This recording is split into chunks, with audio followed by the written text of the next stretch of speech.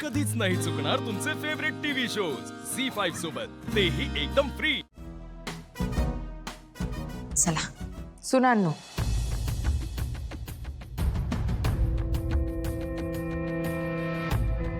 या डायरीत आपल्या घरातली कामं आणि ती कोणी कोणी करायची ते लिहिलंय।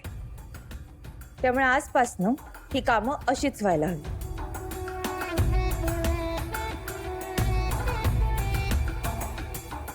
सरस्वती, तू किचन मधलं सगळं बघायचंस, मेन्यू ठरवायचास आणि स्वयंपाकही करायचा।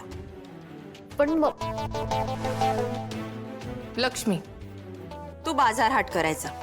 मी हो, घरातलं सगळं सामान, भाजी, फळं, किराणा माल सगळं तू आणायचंस आणि बजेटमध्ये बसवायचं।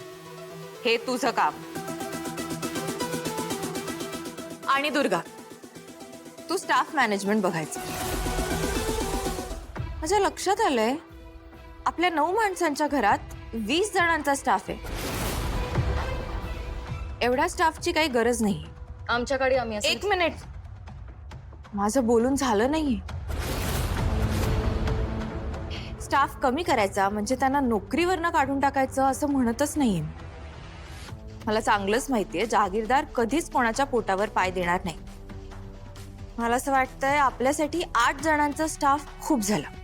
बाकीच्यांना हॉटेलमध्ये ट्रान्सफर करू आणि ही सगळी कामं आजच्या आज व्हायला हवीत। संध्याकाळपर्यंत मला रिपोर्ट करा।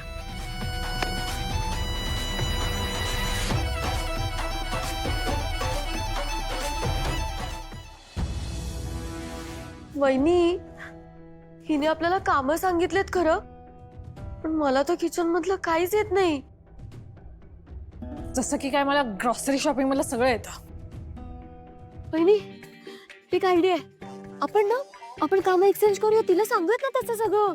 म्हणजे मला ग्रॉसरी शॉपिंग येते, तुम्ही माझं काम घ्या, मी तुमचं काम करते, सॉर्टेड। पण मला किचन मधलं काहीच येत नाही, पण तसंच काहीतरी करावं लागेल। हा, दुर्गा वहिनी, आपण लीलाशी जाऊन बोलूयात का? कारण दुसरा काहीच पर्याय नाहीये।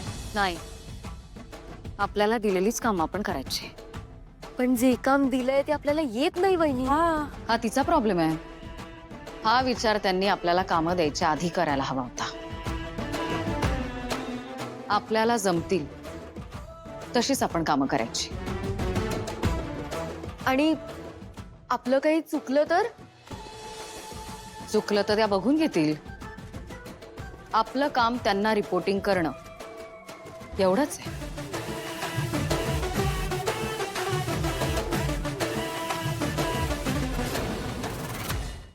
झी5 ॲप डाउनलोड करा आणि पहा सर्व एपिसोड्स एकदम फ्री।